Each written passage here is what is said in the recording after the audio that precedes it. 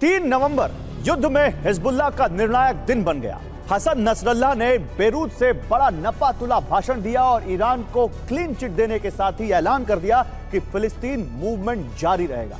Nasrallah ने कहा है कि फिलिस्तीन की जंग कई फ्रंट पर लड़ी जा रही है और आशंका है कि अब मिलिटेंट ग्रुप इजरायल के खिलाफ जंग तेज कर सकते हैं। इजरायल की खुफिया रिपोर्ट है कि ईरान समर्थित गुटों ने 2 फ्रंट पर बड़ी जंग की तैयारी की है। देखिए क्या है इजरायल के खिलाफ अरब के मिलिटेंट संगठनों का प्लान और कैसे तैयार की गई है यह व्यूह रचना।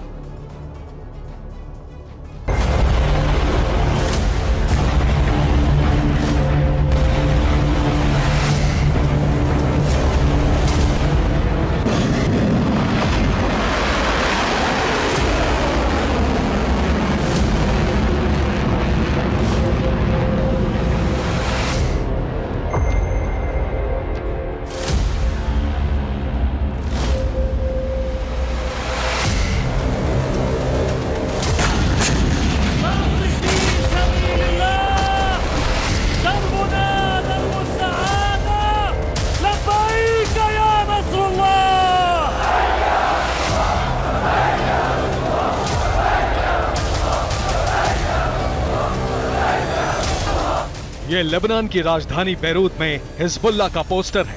पोस्टर पर सैयद हसन नसरल्लाह की बड़ी तस्वीर है। पोस्टर के ऊपर लिखा है आने वाला दौर फिलिस्तीन का है और दूसरी तरफ लिखा है जाबाज यरूशलेम के लिए कूच कर चुके हैं। इस मीटिंग में ईरान की अल कुद्स फोर्स का प्रमुख इस्माइल कानी, हिजबुल्लाह प्रमुख हसन नसरल्लाह और हमास पॉलिट ब्यूरो सदस्य गाजी अहमद शामिल हुए। इस बैठक में इजरायल पर हमले तेज करने की सहमति बनी और 3 नवंबर को इजरायल के खिलाफ बड़े युद्ध का ऐलान करने पर फैसला लिया गया।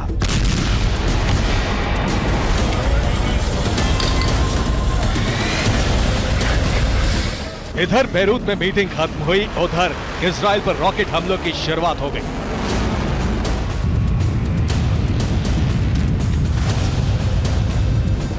ये लेबनान की सीमा के नजदीक इजरायल का किरियत शमोना क्षेत्र है। इस क्षेत्र में हिजबुल्लाह ने रॉकेट बरसाने शुरू कर दिए। हिजबुल्लाह के रॉकेट हमलों से शहर का बड़ा इलाका जलने लगा। कई गाड़ियों में आग लग गई।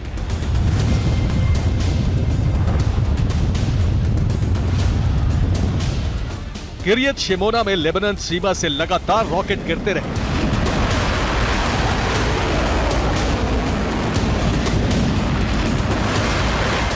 इजरायली मीडिया के मुताबिक किरियत शमोना पर 25 मिसाइल और रॉकेट हमले हुए।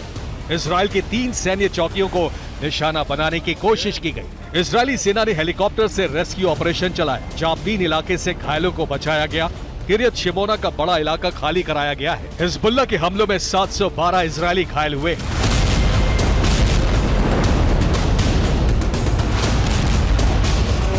2 नवंबर की शाम से ही हिजबुल्लाह ने इजरायल पर हमले तेज कर दिए।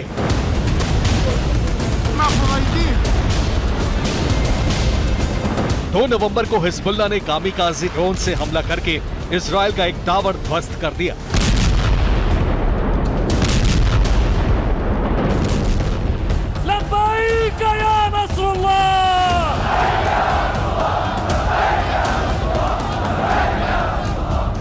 लेकिन 3 नवंबर इजरायल पर सबसे बड़ा खतरा माना जा रहा है, क्योंकि हिजबुल्लाह ने ऐलान कर दिया है कि 3 नवंबर तक गाजा में सीज फायर हो जाना चाहिए।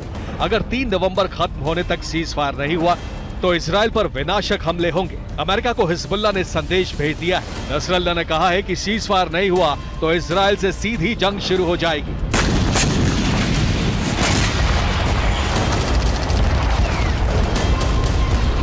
हिजबुल्लाह ने इजरायल पर सबसे बड़े हमले की तैयारी कर ली है।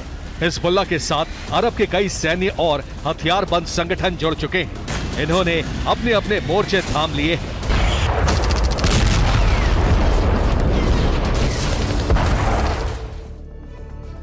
तो इजरायल के खिलाफ हथियारबंद संगठनों ने 2 फ्रंट पर बड़ी तैयारी की है। इस वक्त 1 लाख से ज्यादा हिजबुल्लाह लड़ाके दक्षिणी लेबनान में इजरायल की सीमा के नजदीक मौजूद हैं। ये इजरायली सीमा में हमले कर रहे हैं। इनके अलावा बीते हफ्ते सीरिया से ईरानी IRGC की इमाम हुसैन ब्रिगेड दक्षिणी लेबनान पहुंची है। इस ब्रिगेड के साथ सीरियाई सेना की 4th डिवीजन भी सीरिया से लेबनान पहुंच चुकी है। इन दोनों को मिलाकर 50,000 से ज्यादा लड़ाके लेबनान पहुंच चुके हैं। उधर सीरिया में गोलन हाइट्स के नजदीक हूती सहित इराक और अफगानिस्तान के दूसरे संगठनों के 1 लाख से ज्यादा लड़ाके घुसपैठ और हमले की तैयारी कर रहे हैं।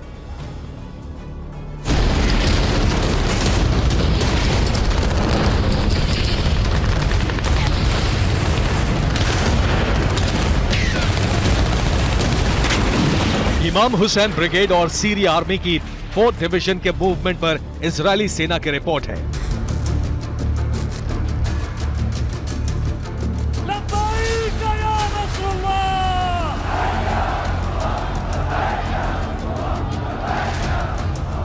आईडीएफ का दावा है कि पिछले हफ्ते इमाम हुसैन ब्रिगेड के लड़ाके सीरिया से लेबनान पहुंचे हैं। इमाम हुसैन ब्रिगेड का कमांडर IRGC का जुल्फिकार है। इसके साथ ही सीरिया सेना की 4th डिवीजन भी लेबनान पहुंची है। ये दोनों सीरिया में अमेरिकन ठिकानों पर हमले करते रहे हैं। 4th डिवीजन का कमांडर मेहर असद है। मेहर असद सीरिया के राष्ट्रपति बशर अल असद का भाई है।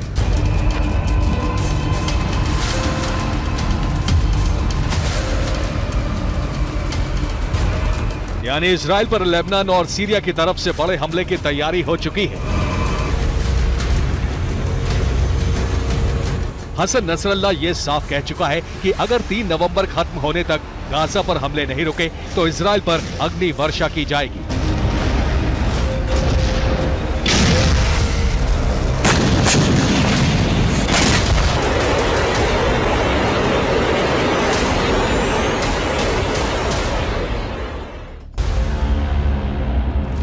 हसन नसरल्ला ने जो कहा उसका मतलब गंभीर है, लेकिन इससे भी बड़ा बयान हिजबुल्लाह के एक कमांडर ने दिया है। गुमनाम कमांडर ने कहा है कि जिन्हें ईश्वर का डर नहीं, उन्हें 5वें तत्व से डरना चाहिए।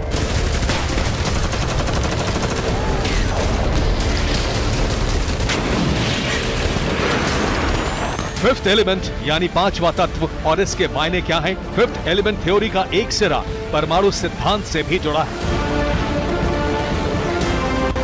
तो क्या हिजबुल्लाह इजराइल पर परमाणु हमला करने की धमकी दे रहा है? क्या हिजबुल्लाह के पास डर्टी बम है?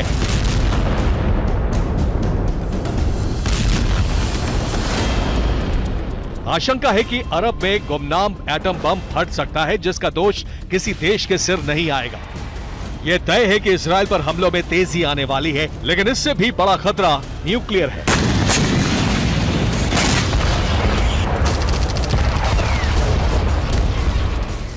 माना जा रहा है कि हिजबुल्लाह इस जंग को इजराइल बनाम अदृश्य की जंग बना रहा है। मिलिटेंट ग्रुप की ये तमाम गुमनाम ताकतें इजराइल पर जगह जगह से अटैक करेंगी और कई जगहों पर रेडियो एक्टिव वेपन्स का इस्तेमाल भी कर सकती हैं।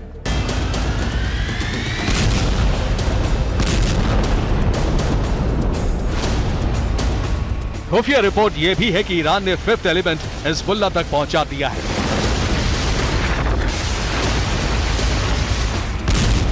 ईरान लंबे समय से परमाणु हथियार विकसित करने की कोशिश कर रहा है। रिपोर्ट है कि ईरान के पास संवर्धित यूरेनियम है।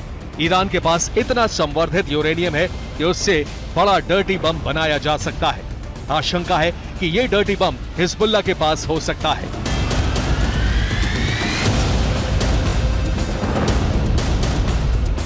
अगर हिजबुल्लाह के पास डर्टी बम है तो इजराइल और अमेरिका के लिए सबसे बड़ा खतरा है।